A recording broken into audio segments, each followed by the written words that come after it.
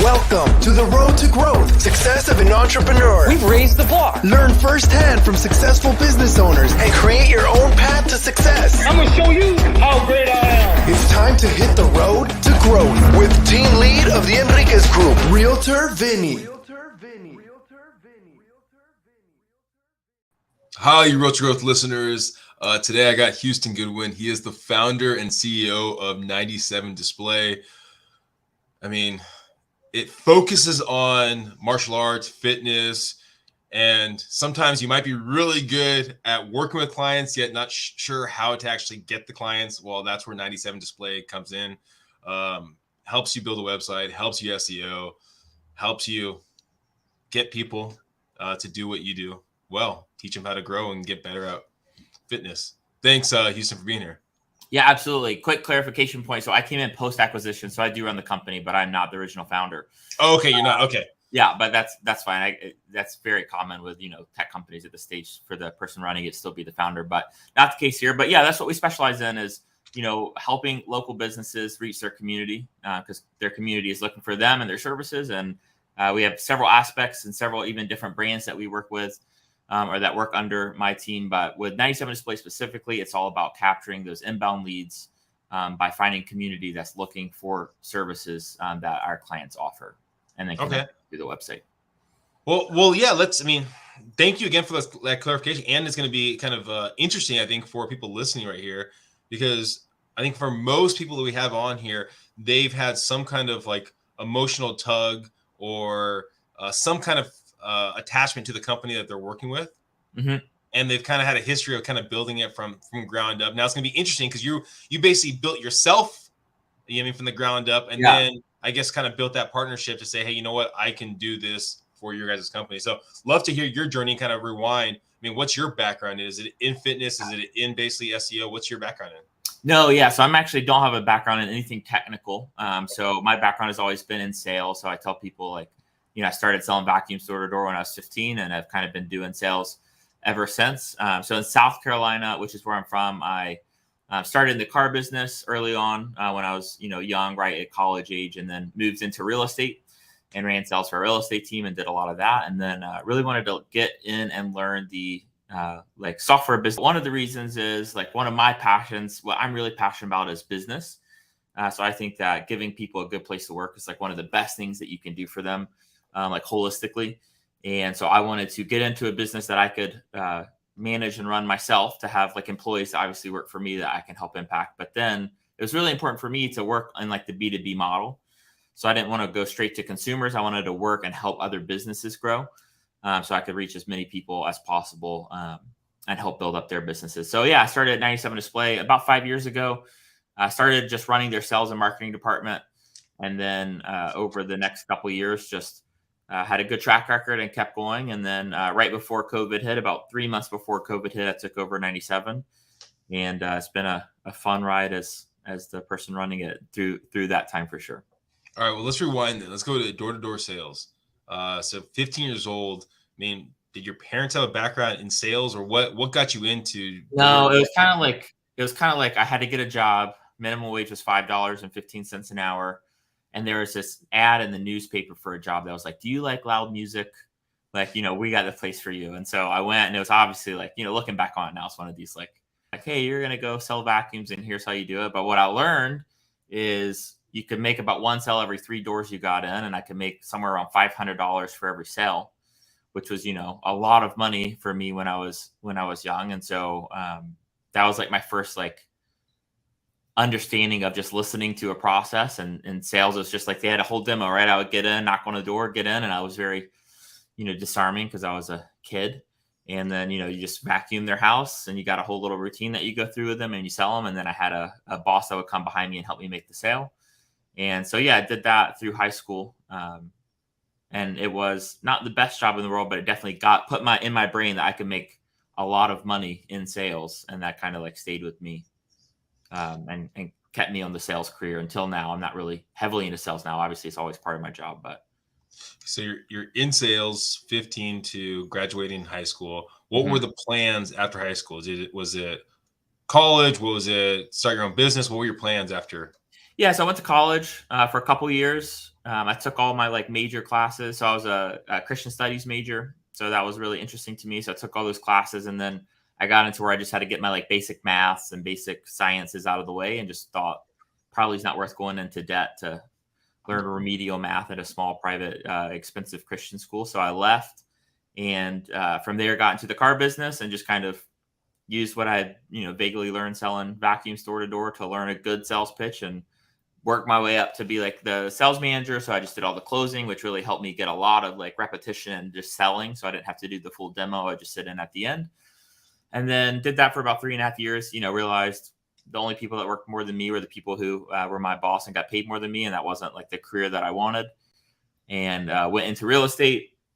Did real estate for a while. It was very fun. But then I started seeing like, oh, you can build companies to sell, and you can't really sell books of business in real estate. It's very hard for realtors to like have a, some do certainly, but it's hard to, third party. And then through a connection, I knew I got in at 97display, and that's where I've been for the past just under 5 years. I mean, not just for real estate, for anyone listening right there, it's basically if you're the core of your business and you can't step out of the business, you don't have a business to sell. Yeah. So whatever business you have out there, a lot of things. It just happened to be what I was in. Yeah, no, for sure. For sure. I still coach. I still do some coaching in the real estate market. I have a platform for realtors actually to help realtors. I think real estate is a great thing to be in. I just kind of left to learn a bunch of new skills in the like software business, which is a little more, I think, my speed for my personality. No, for sure, for sure. Well, rewind a little bit, okay? So you're in college, okay? You're taking the classes, and you drop out. That had to be a fairly difficult decision and probably an in-depth conversation with people around you. Yeah, actually, funny enough, I had moved off campus. So that was like the nail in the coffin. Like I moved off campus into an apartment with some friends, and I probably went a year before any of my family knew that I had dropped out. So I just kind of like made the decision silently. Actually, my roommates didn't even know. So like when fall semester came, I didn't go to class. And a guy was like, man, why didn't you tell me? I would have dropped out too. It's like, that's why I didn't tell you. Like, I don't want to be responsible for, your life decisions based off of my life decisions. And so, yeah, I kept that pretty close to the vest actually. And really when I got into the car business, it was a make or break of like, okay, I moved out of my parents' house, when I was 18 and never moved back. And then it was all of a sudden I was out of college, is out of the like cheap, sketchy apartments. And I was like, okay, I actually have to make some money, or I'm going to, be moving back in with my parents and be a college dropout that lives with his parents. And I certainly didn't want that. And so that really helped me like just put my nose down and grind in the car business for a while, like, adopt the systems. I was fortunate that I worked at a good company, had some really good systems and some really good salespeople ahead of me that were willing to like pour into me. And I really learned the value of like, coaching and just like diving in head first. And I was super successful and found myself like, that was my first like time I actually made real money. Like in high school, I say I sold from 15 to high school, but it was like weekends and summers. It wasn't like I was a full-time employee. And so the car business was good. I made, some good money, got me a taste of that. And then it also showed me like how important culture is. So I'm really big on culture, like culture is king. And the car business doesn't have a great culture. The real estate team I worked with had a really great culture. So it's a really good contrast. And so, so those two like really shaped where I'm at now as far as what I do for. Well, let's rewind again. I know you want to jump ahead. I know you want to take where you are now, but I'm going to rewind a little because I think there's people out here that are probably listening. I mean, that have been in your situation or think about your situation of, when I don't want to have that debt. I don't want to do that. Yeah. I would rather do this. I mean, was that the main driving force of just saying, I don't want that debt. I'm just going to figure out how to survive, or what was, the mindset? Go if you can dive a little bit deeper into it. Yeah, for sure. So first step was I got to make money. Right. And so, I remember like when I first started in the car business, we learned this like pitch. It's called the 4 ways to buy a car. I probably could do it. I haven't done it in probably 10 years, but like it's ingrained in my head because we're sitting in a room. And it's like, okay, learn this verbatim. So everyone's kind of, then the boss leaves, so everyone's kind of like slack it off. I was like, okay, I'm going to learn it. And, I got really good at that. And that's what ended up making money. And so I was making good money, but I was making terrible financial decisions, right? I remember the first year I was kind of on my own. My dad did my taxes because I didn't know anything about taxes. I was like 21, 22. And he was like, hey, congrats. You made more money than I ever made. like, we grew up like, middle class. I didn't think I was poor, but, looking back on it, I don't know how we, survived. But my dad was like really good at budgeting and all of this. And I was like, I remember that conversation distinctly because I had no money in the bank. I had debt. I was living life nice. Like, I had a car, I was about to buy a house, so I felt richer than my like early 20 friends. I was like, I don't have money. Like, I couldn't support a family and kids. How's my dad saying that I made more money than he did? Like, how's that possible? Like, how did he and so that really was like a wake up call for me of like, oh, I don't know how to spend my money well. And so then I started, classic cliche. Like I did the Dave Ramsey Financial Peace University, which I think is really good for people who are like drowning in debt. I don't subscribe to him anymore, but yes, I made that really important and obviously learned a lot of lessons and had ups and downs in my 20s. But yeah, now I'm really serious about like financial literacy and being in a good spot from that. So it sounds like you and your father are good terms, even with you dropping out of college. Yeah. I mean, it depends on who you ask. That's a whole nother subject. Like we're on great terms. We're just very independent people. So, I mean, I talk to him every few months. But yeah, I love my dad. He's great. But yeah, through the college dropout stuff, it wasn't like I probably waited a year before he knew anyway. Was there, I mean, again, going back to the idea of dropping out and kind of being successful in your own right, I mean, was that path right there more so on that you want to enjoy your life, or were you trying to build something for future you? I mean, did you look at it that way, or is it? Yeah. So, I mean, I looked at it from a cost, like a benefits analysis of like, okay, is it worth another like year and a half, 2 years, whatever it was, for me to get the piece of paper? Like, is that going to be worth an extra $40,000 in debt? Right. Because I was kind of like just awakening to this fact that I'm taking out student loans and I'm going into debt.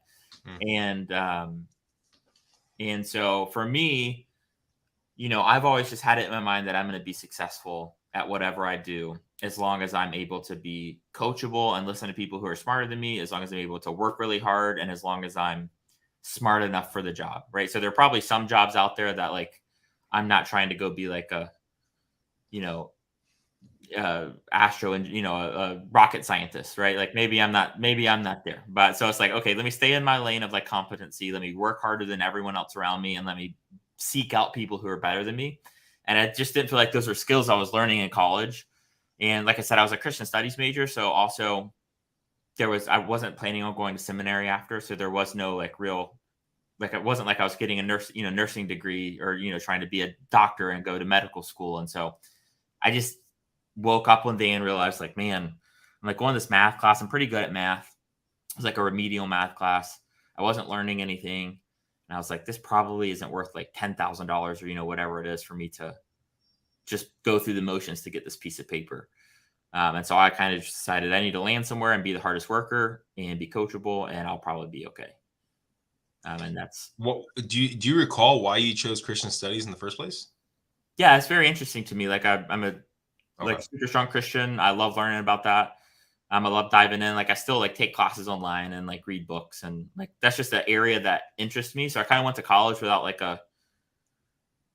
a plan of like, I wasn't like, I was fairly like had a good work ethic, but like in college I had no like aspiration like in my when I was choosing that major of like owning big companies and doing this. I was just kind of like, life is fun. I like finding success. Typically I can be successful because I'm, willing to put in the work and do that. But it wasn't really career driven until probably I got in the car business and realized like, all right. And it wasn't the car business. It was, okay, I'm actually on my own now. I'm kind of out of the college age. It's not, I need to start coming up with like a life plan, and I have to buy my own car and I have to pay for my own gas and my insurance and pay for the roof over my head. And that's where I really learned like people who hate their job, even if they get paid a lot, are just not fun to be around. And it doesn't seem like it's good for them. And so even like, not to fast forward a day to talk about it, but like that is something that stayed with me forever. It's like, even me building businesses, like right now I have about 50 employees. I have 3 brands that I oversee. And all of that comes from this heart of, I want to give people an awesome place to work because I think it just is better for them holistically, for like their mental health. I think it's better for their families. I think it's better for their friends, better for the community. And then that's why I love helping small businesses as well, because then they all have employees and help them grow. And so that's really where the drive comes. Like the money and all of that is really just a secondary thing that shows that I'm bringing value to people. Right. And so it's not, for me, I've never been like super money motivated, other than like being broke sucks, like being in debt sucks. So like getting out of that. But a lot of it is just, how can I have the most impact? And for me, I think the best impact that I can have is giving people just a great place to work, because I've had like the car business, like I said, taught me a lot, but it was awful. Like a lot of it was awful. Like, you romanticize the past of like, I can talk about the car business and all the great things and romanticize it. But the truth is, like, I worked 8:30 a.m. to 11 p.m. 6 days a week with no days off for the last 2 years I was there. It's just like that was just your life. And it was, not the best culture, not the best people. I was really unhealthy. I smoked a pack of cigarettes a day, drank a bunch of Red Bull a day, ate fast food every day. Like, it just wasn't, I looked at my life and said, this probably isn't the right direction. It makes sense. I sold cars for a short window for about a summertime. Mm-hmm. It's definitely an interesting experience, fun experience, interesting experience. So, okay. Door-to-door sales, mm-hmm. selling cars, and then you get into real estate. The first two kind of careers, I guess, or jobs, where you were actually out there selling, mm-hmm. and then the real estate, you became kind of a lead, or were you still selling, kind of being the salesperson? Yeah, so I started in real estate by myself, just like as a solo agent. Probably did it like 6 months or so, and then just realized, like, man, I was making money and doing okay, but I wasn't like the rock star that I had always been at the car business and, selling door to door and things. So I was like, man, the biggest difference is I'm not around people who are way better than me. So I just found the top team in the area that I was at, and I applied and actually started out just being the cold call appointment setter. So I did that for about 6 months. And then I moved to being the lead, like, listing agent. So I was the one that sold houses. So it was very team structured. So like some people were buyers agents and worked with buyers. Some, I was the only listing agent that worked with listings. And again, it was just work really hard, put in your time, and then be ready for the opportunities when they present themselves. So like before opportunity came up, I learned the listing presentation. I'm pretty good at writing pitches. I'm pretty good at giving like 45-minute demos and getting someone to sign up at the end. I think that's like a natural strength of mine. I worked really hard. And then the current listing agent went on maternity leave.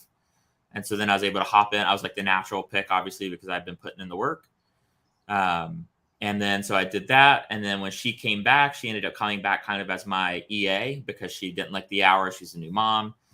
So that worked out. And then from there, took over as like the director of sales. And then, so then I took on the rest of the team, and just, that was a really good job for me to like learn the culture. But again, it wasn't my team.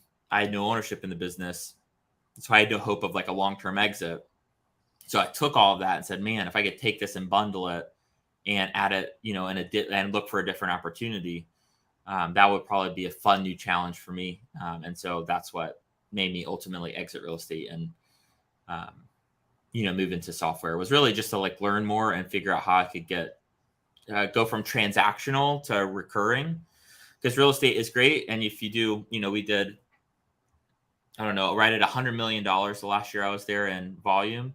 But then like the next year you start over at zero, and, you get some repeat referrals and things like that. But so then I was like, man, I really would like to learn the recurring model where you have someone and you get them and they pay you, but they don't pay you once, they pay you continually. And then you have to keep them long-term. And so then the growth stacks on it. Which is there's a whole another set of problems, obviously, when you come to a recurring model. And there's advantages and disadvantages for sure. What was the transition of being the salesperson on your own to teaching people how to sell? What did you have to learn? Yeah. So, I'm still learning. That's a big skill. So one thing that I had to learn was never stop like investing in myself. Like even now, like even doing like podcasts like this, or going and I was just in Tennessee 2 days ago teaching like 150 gym owners. I still struggle with that sometimes. Like maybe it's imposter syndrome, or maybe it's like I still haven't learned enough. I'm 32, so I feel like I do have a lot of skills to bring, and I've put a lot of time and effort into specifically like sales and doing demos. But the first step was like never like have this attitude where like I'm on top and I've arrived. And so I always have a coach. So I've had a coach that I pay for the last like 5 years. I'll probably have one until I die. Like I always surround myself with really smart people. I'm in masterminds to like, you know, always be in learning mode. And then at first it's like, okay, what are the simple things that you can teach people? So I started with like peer accountability coaching. So it was like not really skills-based coaching. It was just like, hey, you said you're going to make this many calls. You're going to do this. Did you do it? Right. So just some accountability and kind of learning how to talk to people. And, you know, then as I've gotten older and more experienced, you start realizing like positional leadership. I feel like when you're early on in your career, it's like the most attractive because it's like, I'm your boss, so you have to listen to me. But as you work more into it, you realize that's like the weakest, where it's like, you never want someone to listen to you because they have to. You want people to listen to you because you have influence over them and buy-in. And so then that really made me start like diving into what other aspects of my life do I need to shape up. So for instance, that's what made me get really into like financial literacy, because it's like, if I'm going to train you on sales, I want you to look at me as like someone who you like have some aspiration to be in sales. But if I'm really good at sales, but I'm drowning in debt, or I'm really out of shape, or I hate my wife, you know, then it's like, why would anyone want to listen to me about this one area? So I'm really big on like trying to holistically model my life, where it's like super serious about, you know, good, like setting up my retirement and not being in debt. I'm super serious about my health, super serious about like my relationships. I'm super serious about my family, and I'm also super serious about work. And I think that really helps me and helped me even early on in my career, like get some buy-in from people to be like, okay, well, let me, you know, listen to this person. And it is easier now. That's a good question for me to reflect back on, because now it's, I probably I probably take for granted the position I'm in, where I don't really have to worry about people anymore, which maybe I should. I'm only, you know, I'm still not like super old and super experienced, but it's not really a thought that's in my brain now, maybe, that are people going to listen to me? But certainly, like when I was in the car business and I got promoted to sales manager, like several people quit upon the announcement, because I was like 23, you know, probably was much more arrogant than I should have been. And they had been in the business for 20 years, you know, and they're like, I'm not listening to this person. I can go get another job across the street. And so that definitely was a much bigger challenge. And a lot of that just comes from humility and wanting people's success. That's why sales is, like, in my opinion, sales is the easiest place to move up and get that buy-in early. Because if you're a brand new sales manager, you're early in your career, like your success is your people's success. So the way you make money is when they make more money. And so I think that was like always my leg in. It's like, my job is to kind of help you make more money. And then last thing on that, like, especially early on, I'm just trying to reflect, is like wealth is my long game, never my short game. So one of the things that really helped me in real estate, and I mean, really in all my careers in moving up, is anytime there's ever any gray area or dispute, like I'll give up a commission, or I'll give up my stuff to make the people that, you know, are beside me or under me make more money. And I know in sales, sometimes the culture is like, oh, well, here's the technicality of why I deserve half this commission or whatever. It's like, nah, you just take it. Like, if there's ever a thing, like, there will be more for me if I get your buy-in and you start working with me rather than us working against each other. And so specifically, like in the car business, I wanted to get good at closing, because I wanted to be the sales manager that closed. But people don't like you closing their deals because you have to take half their money. That's how it works in the car business. So I started saying, look, if I'm not doing anything and I don't have a client, and you have someone sitting down and you know that I can get you more money than you can, I'll sit down with them for free, as long as you just make sure everyone knows that I closed the deal. So that way, when it came time to make a new sales manager, well, I was closing 50% of the deals in the store, you know, even though I was one of 20 salespeople, because people started coming to me and not other people, because they were taking half their money. And so, you know, I definitely gave up probably, I don't know, call it $20,000 that year in sales commissions, which is a lot, especially when you're young. But I knew that if I could be the person that was everyone's go-to, when it came time to hire a sales manager, everyone would be like, obviously it's Houston. And then they would have no problem me coming behind him, because I'm already doing it for free. And that's how it worked out. And then I did similar things in real estate. Not so much at where I'm at in 97, but because I've never been like in full production at the like entry level. But yeah, that would be one thing for me. How often in these scenarios would you, in real estate and selling cars, would you look bigger picture? I mean, and remind yourself, because I mean, there's probably people listening that sometimes hard for them to look past basically that mountain, kind of look past that check right now. Yeah. So, I mean, I think that's why it's important to like, you gotta, there's a level depending on where you live where you got to make a certain amount of money to like be able to pay for life. And obviously it's getting more and more expensive, every day. But really the biggest thing is like, how do you, especially if you're in your 20s or even 30s, like, how do you say, I gotta, make my stash to like pay my bills, but everything outside of that, like even now I tell people, I feel like I'm in college.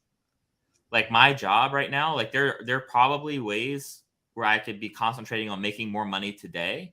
But I'm telling people that I'm looking for the opportunities that are going to make me learn the most and get people to buy into me the most and get people to want to follow me the most. And so, and typically with that comes more money as you go when it's long term. But I think a lot of people I see get stifled in their careers or stifled in moving up or doing what they want to do because they're so immediately money focused. And part of that, when you dive into it, is because they have poor financial discipline. And so whether they make $80,000 a year or $150,000 a year, they're broke. And so that's where you got to, that's why I think one of the shaping moments of my life was when my dad said, "Hey, you made more money than I ever did." And I had no money. I realized, oh man, if I'm making this, and it was only, I think it's like $110,000 or something in the car business. So it wasn't like an astronomical amount, but it was also like, I shouldn't feel broke. And certainly moving from the car business to starting out in real estate, I took a huge financial hit. Like my, it took me a long time to catch back up. Like my pace to make the most money would have been staying in the car business for sure. But what I realized is if I'm just going to be broke, no matter how much money I make, I got to stop making money my like motivator, or I'm never going to like be able to see the opportunities in front of me and take advantage of them. So now I try to like live fairly modestly and not quality of life too, right? Yeah, correct. You've talked about the idea of having your team members buy into the goals and everything like that. What about for yourself? You come into a new company that's building. You weren't one of the founders of it, but you're the CEO. You're kind of leading the charge of it. How do those founders get you to buy into basically this company? Is it monetary? Is it, them telling the story? What does that look like? Yeah. So I'm actually doing that right now as well. So I just took over another brand where the founder is exiting. And so I'm in he's leaving, his last day is next week. And so we're in this like transition where he's passing the baton. And a lot of it is so I run off of a methodology called EOS, which is the Entrepreneurial Operating System, which is there's a book to read. I think it's called Traction. Definitely highly recommend, like even if you're in a company reading, it's just a methodology of how to run. But one of the things they talk about is instead of having titles like, CEO or president or whatever, it's all about functions. Like, what do you actually do for the company? And so my function is visionary. And so what I find is what my strengths are is coming in and casting a very long-term vision for the company, but also people. So one of the things that I do with all my staff is I call it the motivation interview. And so what I'd do is I'd sit down with you and say, hey, let's pretend we're getting a beer 3 years from now or 5 years from now, just depending on the situation. And I ask you, how have the last 3 years been? And you go, man, they've been the best 3 years I've ever had. So what we want to do now is talk about what would need to happen over the next 3 years to make that a true statement. So there's 4 categories. There's job. So stuff has to go right with your job and you have to be happy in your job. There's financials. And then I let them pick the other 2. So other time, some people pick health, some people pick relationships or religion or, their pets or whatever. So then I go through, it's about an hour and a half. I go through a set of questions like what would need to happen? What needs to happen to make those things happen? How would you feel when that happens? And then what we do is we align and say, cool, while we work together, I want to make sure that we're both moving towards this, which is the best version of yourself in 3 years. And that's your job. That's also your finances. That's your physical fitness. And so then when you rope all those things in, we celebrate at work, like if people pay off their cars or people, pay off their student loans or they, stick to a diet and get in shape. Like that's celebrated as much as the work wins because we want them to holistically see your job as an asset to help you get better at life, like not just to pay your paycheck. And for a lot of people, they just never do that. Like sometimes you ask somebody that question, like, what's the next 3 years need to look like to be the best 3 years of your life? And they're like, man, I haven't thought about that in 10 years. I'm just kind of like surviving right now. But then you get someone that's coming along that's helped. And then you incrementally get wins. So part of it is then you have to follow through and know what you're doing and like, be able to make those things happen for people. But that's typically how I try to get buy-in. It's like, cool, where do you want to be? What's a win for you? Because some people, they need to make more money. And some people, you can give them more money, but that's not actually anything to do with their happiness. They want a more flexible schedule, or they want to be able to work from home a couple of days, or they want to be able to go to their kid's baseball game, which means they have to be able to leave early 2 days a week during the season and make it up, in the mornings or do something like that. And so really it's being specific about what value you're bringing people and showing them that the job is more than just a job. It's like a career where you can find people. So anyway, not to ramble. So the 3 things you have to do is you have to do something you find purpose in. So the company has to have vision and you have to know what you're doing. So our company's mission is to build a great business alongside great people. So we know we're building businesses for the good that businesses do. You have to do it with people that you like. So that's all about culture. And then you have to have a vision for a better future, which, we have a 3-year, 5-year, 10-year goal for the company of what that means for hires and things. And that really just helps people get on board and see that, the chance that they are happy in 5 years will be increased because they work with you, not decreased. And then they're pretty bought in, I think. Well, I mean, I guess it brings to, the next question. If we're talking about you, Houston, in 5 years from now, what does that ideal 5 years from now look like for you? Yeah. So, ideally for me in 5 years, it's hard. So you just put KPIs and metrics to make goals smart, right? Yeah. So for me, my goal is $100 million a year, managing company or multiple companies as the visionary that does $100 million a year. So $100 million a year, 1, is just a fun number to look at. And 2, that means that's hundreds of employees, not 50 employees. So it does that. It means more opportunities to give people. It means more leadership opportunities to give people. Because that's one of my favorite things is seeing people rise up and go from entry level all the way up to either running their own brand or we call them rainmakers, finding a new product and pioneering that and then taking that and we give them the ability to go do that. And so, so for me, that's where I'm at. I'm very organic growth focused. So how can we grow the company? Yeah, so that's my goal, is to be the visionary of multiple companies that do a total of $100 million a year. That might be 10 years. That might not, 5 years might be a little, maybe I would like it in 5, but 5 might be a little quick for that.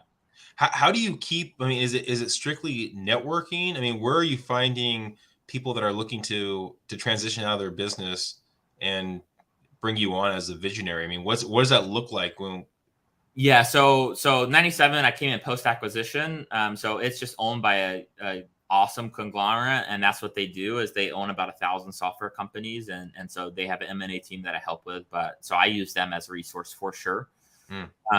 And so right now, at least, not much of my time at all is focused on acquisition. That's what they do. Maybe one day because I'm still pretty involved in, 97 and, that maybe one day I'll transition to be acquisition focused. But again, that kind of gets me away from my goal, because if I'm acquisition focused, that's in my mind, for me, money motivated. That's where I could go to make money to buy companies. Really, I'm focused on helping people out. And so my people that I'm over, I know I can get them more opportunities with the more growth that we have. And for the most part, that growth comes from growing the company. And sometimes that growth comes from picking up companies that are fit with our company that do other things in marketing, so we can have a whole toolkit. So we have a agency component at 97 that does Facebook ads, Instagram ads, all of that. That was actually birthed from 97 as a startup. And now we have a team of 5 people and they just run that company. So that's kind of under our umbrella. And then we're working with a new company now that's very new, just in the past couple of weeks. And they're email marketing, but it's all complementary to our service. So it's less about going out and finding the companies and more about being ready for the opportunity, which is how we've gotten our opportunities by where we're at, which is if we run our company the best, if we're getting the best results, if we have the best culture, if we have the least amount of like employees churn, because in software companies it's a big thing right now, then when the company that owns us is looking to fit puzzle pieces and help companies get assimilated, we're the no-brainer choice, and we're ready to take over the opportunity. Well, thank you, Houston, for being on the Road to Growth podcast. I mean, if people are listening and they're looking to, find more about 97 Display or find more information about what you're going to be doing down the road, or what companies you're going to be the visionary for, what's the best way of getting more information? So you can follow me on all my social handles are Houston like the city, all one word. So Instagram, TikTok, Facebook, or 97display.com would be a good place to learn more about the company.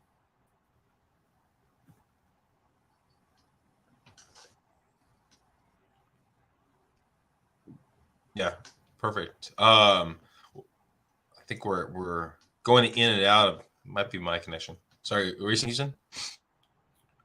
Yeah, you're cutting out. Can you hear me? Ooh.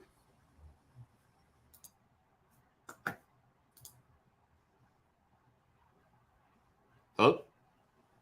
Yeah, I can hear you. Okay, perfect. Yeah, you can just follow me, 97display.com. So can you repeat that one more time? Yeah, it's 97display.com. Well, thank you guys for listening today.